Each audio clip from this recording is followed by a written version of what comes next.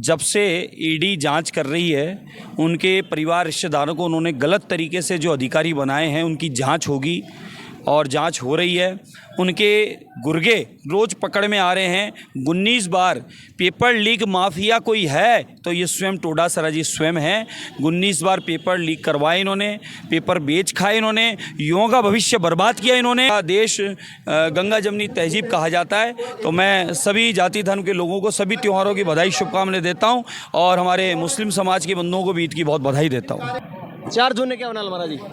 4 जून को 400 पार फिर मोदी सरकार, जो संकल्प है वो पूरा होगा और 370 प्लस हमारे एनडीए मित्रों के मिला के 400 सीट का संकल्प है वो पूरा होगा। और संकल्प तो पूरा हो ही रहा है, लेकिन आप देखेंगे कि इस बार इतिहास रचा जाएगा।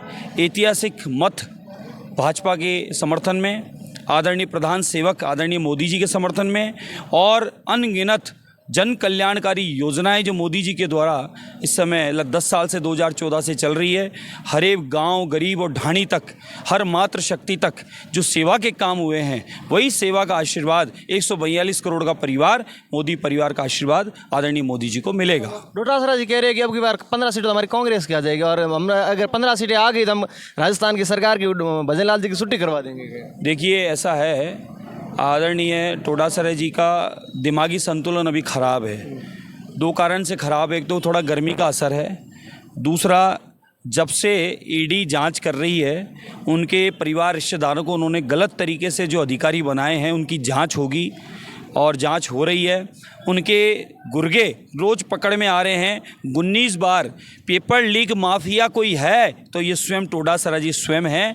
19 बार पेपर लीक करवाए इन्होंने, पेपर बेच खाए इन्होंने, युवाओं का भविष्य बर्बाद किया इन्होंने। और 5 साल तक सचिन पायलट जी मुख्यमंत्री बने या टोडासरा बने या गहलोत जी बने, इस चक्कर में जो 5 साल जनता को बर्बाद किया, उस जनता ने इनको उखाड़ फेंका और अब फिर तीसरी बार 25 कमल खिलेंगे और सुशासन के साथ और 142 करोड़ परिवार की जो सेवा में प्रधान सेवक जो काम करे आदरणीय मोदी जी साहब के साथ ऐतिहासिक परिवर्तन और ऐतिहासिक मत मिलेगा।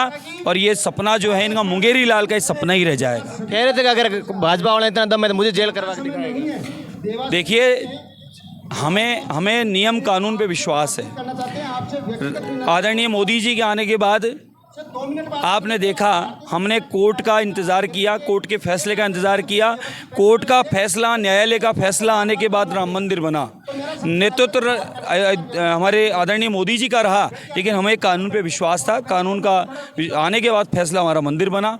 इसी प्रकार से जो संस्थाएं, वो संस्थाओं की जिनका जुम्मा है वो जांच कर रही है, जांच में इनके गुर्गे लगाए हुए इनके अधिकारी वो मिल रहे हैं। इनके समय क्यों नहीं पकड़े गए, वो आज ही क्यों पकड़े जा रहे हैं? तो ये माने कि धीरे धीरे ये हाथ इन तक भी जाएंगे और कहीं ना कहीं ये भी इसमें शामिल होंगे हैं, ये पता है। और ये आने वाले समय में ये एजेंसी आई बता देगी कौन सही है और कौन गलत है। इस सदर की जनता को मैं संपूर्ण भारत की जनता को, प्रदेश राजस्थान की जनता को भारतीय नववर्ष की मंगल कामनाएं देता हूं। साथ ही आप सबसे प्रार्थना निवेदन करता हूं देवतुल्य जनता से कि 142 करोड़ का ये परिवार, मोदी का परिवार, आप हम सबको जिस प्रकार से देश वर्ल्ड लीडर बना है, पूरी दुनिया में हमारे भारतवर्ष का तिरंगा, सनातन का मान सम्मान नाम बढ़ रहा है और पूरी दुनिया में हम लोग, हमारा जीडीपी बढ़ता जा रहा है, हम लोग आर्थिक उन्नति होती जा रही है।